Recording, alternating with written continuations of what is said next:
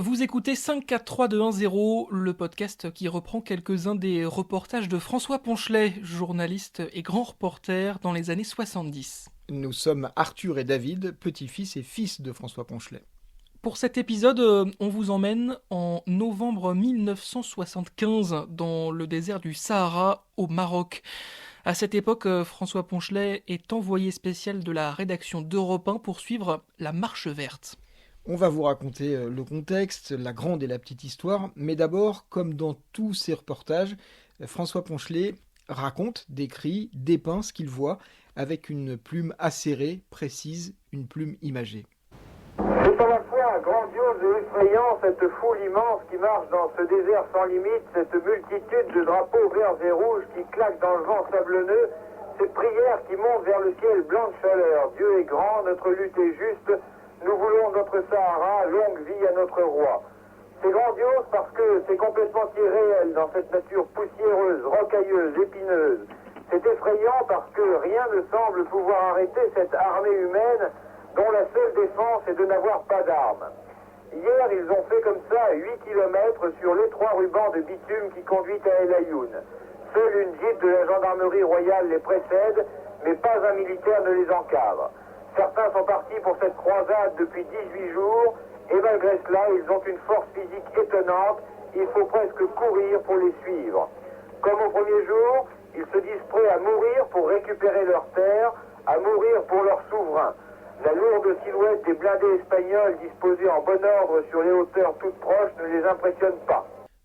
Voilà, le décor est planté. Quelques petits éléments de contexte. En 1975, le roi du Maroc, Hassan II, lance une offensive diplomatique et politique pour reconquérir une partie du désert du Sahara qu'on appelle le Sahara occidental. Cette partie du désert est située au sud du Maroc et elle est jusque-là la propriété de l'Espagne depuis 1884. C'est le résultat de l'histoire coloniale. En 1975, Franco est en train de mourir, l'Espagne a déjà annoncé son retrait du Sahara, mais l'objectif d'Hassan II, c'est de s'assurer que c'est bien le Maroc qui prendra possession de cette partie du désert et non pas ses voisins et rivaux, l'Algérie et la Mauritanie. Hassan II opte pour une offensive spectaculaire, il décide de lancer une grande marche qui partira du Sahara marocain pour aller envahir, conquérir, occuper le Sahara espagnol. Alors on parle pas là d'une offensive militaire, mais plutôt d'une marche pacifique de quelques 350 000 Marocains, 350 000 personnes, drapeaux et Coran à la main qui vont donc marcher et vivre dans le désert pour aller revendiquer la terre. Une marée humaine désarmée face aux canons et aux champs de mines espagnols qui sont supposés défendre l'enclave, et c'est donc pour couvrir cette grande marche que François Ponchelet est envoyé au Maroc.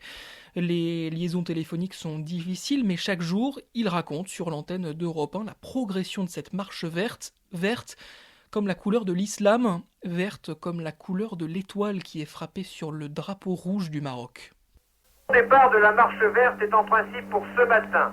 Depuis son palais d'Agadir, où il dirige l'opération sur le triple front stratégique, politique et diplomatique, Hassan II a abattu ses cartes.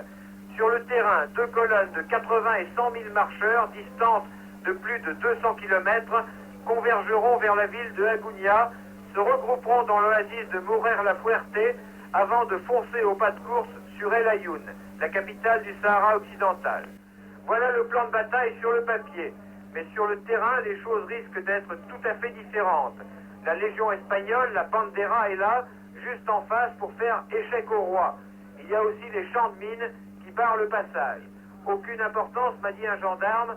Si les premiers marcheurs sautent, les autres passeront, quel que soit le nombre des morts. Hassan II a de son côté lancé un avertissement à l'ambassadeur d'Espagne. Si les militaires tirent sur les civils marocains, il ne répond pas de la réaction de l'armée royale. La tension diplomatique est donc très forte entre le Maroc et l'Espagne. Les dizaines de milliers de marcheurs sont regroupés dans le désert. Ils vivent, mangent, dorment et prient au milieu du Sahara, comme le raconte François Ponchelet dans ce papier, envoyé là encore avec une liaison téléphonique très difficile. En prévision du départ que les meilleures sources annonçaient pour ce matin, j'ai passé la nuit dans le désert au milieu du bivouac des marcheurs. Mais au lever du jour, la grande caravane n'a pas bougé. Le roi Hassan II n'a pas donné l'ordre de se remettre en marche et les piétons du désert commencent à s'impatienter sérieusement. La nuit a été beaucoup plus calme que la précédente. Pas de fusée éclairante, pas d'explosion de mines, rien. Rien que le silence et la lueur des milliers de petits feux autour desquels les marcheurs accroupis, enveloppés dans leurs burnous, se serrent pour se réchauffer et faire bouillir le thé. Ce matin, le campement s'est noyé dans un brouillard humide. C'est étonnant, un brouillard en plein désert, et pourtant ça existe. Plus étonnante encore était cette image des marcheurs agenouillés dans la brume en train de prier le prophète. Rien n'a été oublié. Des bulldozers ont tracé au cordeau dans la caillasse l'emplacement d'une mosquée et avec les pierres, les marcheurs ont fait de petites murettes entre lesquelles ils font leur dévotion. Quand je suis revenu ce matin vers Tarfaya, j'ai croisé des centaines de camions bourrés d'hommes et de femmes qui venaient grossir encore les rangs des marcheurs qui bivouaquent depuis 2 jours déjà face aux forces espagnoles. Ils sont sûrement maintenant au moins 100 000 au campement de Ta, à 8 km en territoire espagnol. Quant à la seconde colonne, 200 km plus à l'est, à mi-chemin de la frontière algérienne, elle devrait elle aussi dépasser les 100 000 personnes. Pour faire pression sur la négociation, le roi Hassan II a encore 150 000 marcheurs en réserve, mais ceux-là, on ne sait pas exactement ici à Tarfaya où ils se trouvent. Finalement, la marche débute et à la fin de la première journée, François Ponchelet appelle sa rédaction et voilà ce qu'il décrit. À 500 mètres du point de départ, représenté par un arc de triomphe arborant 2 gigantesques portraits du roi Hassan II, la marche s'est arrêtée une première fois devant les petits bâtiments à coupole blanche du poste frontière espagnol abandonné. On a vu alors des marcheurs s'agenouiller dans le sable et prier devant les barbelés. 5 kilomètres plus loin, nouvelle pause et nouvelle prière. Et c'est enfin à 8 kilomètres, alors qu'on commençait à apercevoir au loin, dans la poussière, les blindés de la ligne de défense espagnole, que la première étape a pris fin. Le roi Hassan II courra-t-il le risque d'envoyer demain ses marcheurs armés du Coran en direction des fusils espagnols? Ce serait un nouveau coup de poker. J'ai moi-même parcouru 2 ou 3 kilomètres sur ce chemin avant de tomber sur des pancartes où l'on peut lire ces 2 mots, Peligro minas, attention aux mines. Une rumeur court ce soir, au lieu d'avancer, la marche demain s'étalerait sur un front de 40 km de large. La marche progresse donc et entre le 6 et le 9 novembre, la dramaturgie va crescendo. La marée humaine envoyée par Hassan II se rapproche des lignes espagnoles et dans cette nouvelle correspondance, il est à nouveau question des champs de mines avec une rumeur étonnante qu'il a tenté de vérifier. Pendant que l'on négocie à Madrid et Agadir, la marche verte immobilisée s'installe dans le désert. L'objectif est d'atteindre El Ayoun, la capitale du Sahara occidental, distante d'environ 70 km. Mais aux dernières nouvelles, il se pourrait que seules des délégations symboliques soient envoyées là-bas. Une délégation de 1000 personnes pour chacune des 34 provinces marocaines, ce qui ferait une mini-marche de 34 000 personnes. C'est sans doute un des points que l'Espagne et le Maroc sont en train de négocier. En revanche, la rumeur selon laquelle 5000 singes auraient été dressés pour traverser les champs de mines avant les marcheurs, cette rumeur a fait sourire toutes les autorités auxquelles j'ai posé la question. Selon certaines sources, cependant, on ne peut ni confirmer ni démentir, car c'est un secret de défense nationale. Et à défaut de singe, l'envoyé spécial finit par aller voir lui-même si le terrain est vraiment miné, comme il le raconte ici. J'ai parcouru hier les 4 km de route qui séparent les 2 camps. Au bout de 2 km, une petite pancarte signale qu'on entre dans un champ de mine, que la route est dangereuse. Nous sommes passés à plusieurs voitures en examinant le bitume centimètre par centimètre. Conclusion, cette route n'est pas minée, l'avertissement est simplement destiné à faire peur. 1 kilomètre avant d'arriver aux positions espagnoles, en revanche, la route est coupée par 2 monticules de terre et un large barrage de barbelés qui, lui, pourrait bien être miné. C'est pourquoi on pense qu'au lieu d'aller de l'avant pour se heurter aux blindés espagnols, le flot des marcheurs du roi Hassan II pourrait grossir aujourd'hui tout au long de la ligne de défense sur environ 40 km. On éviterait ainsi un affrontement direct et cela permettrait de faire pénétrer les 350 000 marcheurs dans le Sahara. Ainsi, personne ne se sentirait frustré et chacun s'en tirerait avec les honneurs de la guerre sans avoir jamais faite. Finalement, comme il le pressent dans le papier qu'on vient d'entendre, le 9 novembre, Hassan II stoppe les marcheurs. L'immense pression mise par le roi du Maroc a payé et les Espagnols acceptent de négocier sans qu'il y ait eu un seul affrontement direct. Alors, vous l'avez entendu, tous ces papiers ont été envoyés via des liaisons téléphoniques difficiles. En 1975, pas de téléphone portable, pas de liaison satellite. Et pour envoyer ces papiers, pour les enregistrer, le journaliste, comme tous ses confrères, est obligé de parcourir une longue route en voiture pour remonter jusqu'à la première ville marocaine qui dispose d'un téléphone. Cette ville s'appelle Tarfaya. Et une nuit, alors qu'il est avec plusieurs autres reporters, dont un journaliste de RMC qui vient seulement d'arriver sur place, ils ont un très gros accident de voiture. De cet accident, on a une photo qu'on vous poste sur nos comptes Instagram. On y voit, pour la décrire, la carcasse de la voiture complètement défoncée avec deux de ses passagers à côté. François Ponchelet qui a l'air un peu secoué et le photographe Abbas qui a lui le nez en sang. Et nous avons aussi un document sonore dans lequel François Ponchelet raconte cet accident. C'était en 2002, à l'occasion d'un long reportage sur la couverture médiatique de la Marche verte, un reportage de la chaîne marocaine 2M. Écoutez-le. On était forcément par médias qui avaient les mêmes horaires, donc par définition les radios, parce que depuis la frontière, il fallait remonter à Tarfaya pour émettre, pour trouver le premier téléphone qui permettait d'envoyer nos papiers. Donc on n'arrêtait pas dans la journée. À la radio, on fait des papiers le matin, on fait des papiers à 13h, on fait des papiers à 20h et on fait des papiers à minuit. Donc ça supposait des allers-retours incessants entre Tarfaya, le téléphone, parce que sans téléphone, pas de radio, et la tête des colonnes de camions qui montaient vers El Ayoun. Il y avait une énorme circulation et il y avait surtout des véhicules descendants et des véhicules montants.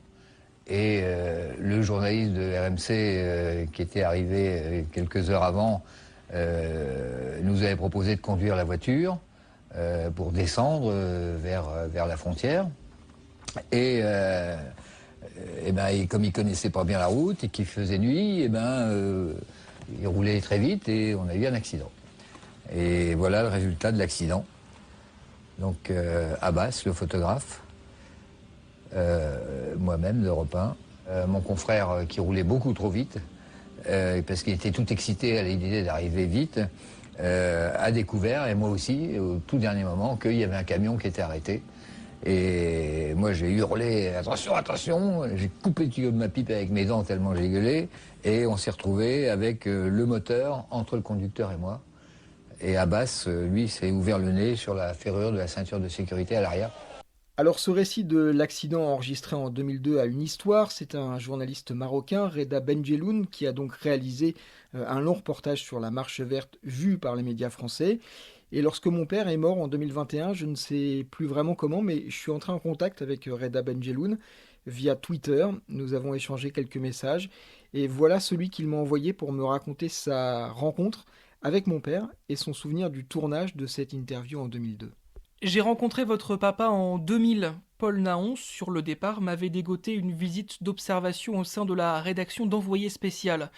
L'homme qui gérait la transition éditoriale entre l'ancienne et la nouvelle équipe dirigeante était votre papa.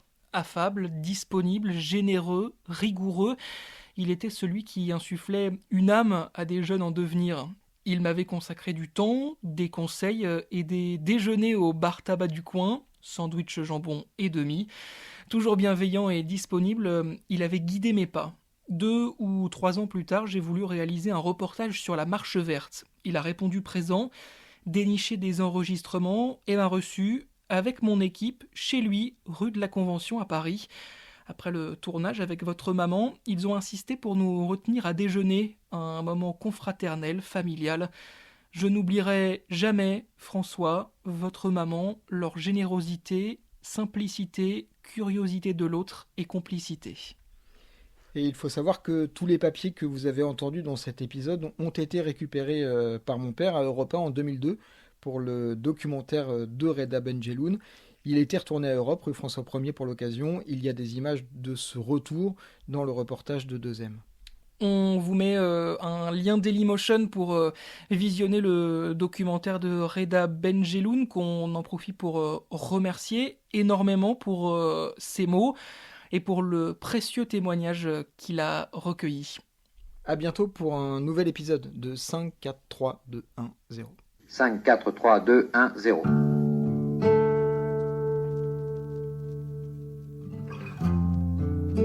Ce jour-là, mercredi 30 avril 1975, une guerre de 30 ans vient de s'achever en 30 minutes. J'ai vécu, micro d'Europe 1 en main, ces instants historiques d'une formidable intensité dramatique. Ce que j'ai vu à Kolwezi est atroce. C'est le sommet de l'horreur et de la sauvagerie. Des charniers autour desquels rôdent les chiens, des cadavres mutilés, parfois décapités. Les cloches de la basilique Saint-Pierre viennent tout juste de sonner 5h moins le quart et je crois qu'on peut dire qu'un événement sans précédent dans l'histoire récente de l'Église est en train de se produire.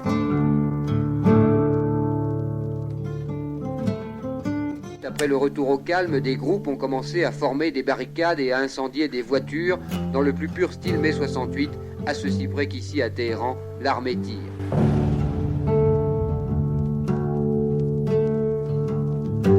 Un char avec le drapeau Viet Cong est actuellement en train de se mettre en position. Le drapeau Viet Cong, rouge et bleu, l'étoile jaune. Ce char est couvert de feuillage. Ce sont les Viet Cong qui arrivent pour recevoir la reddition du général Mine. Maître Badinter, est-ce que l'on peut savoir comment vous avez d'abord ressenti le verdict de la cour d'assises de Troyes ?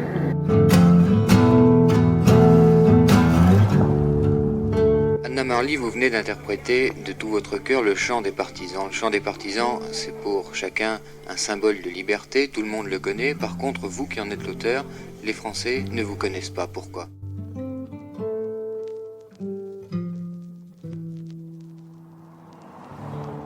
5, 4, 3, 2, 1, 0.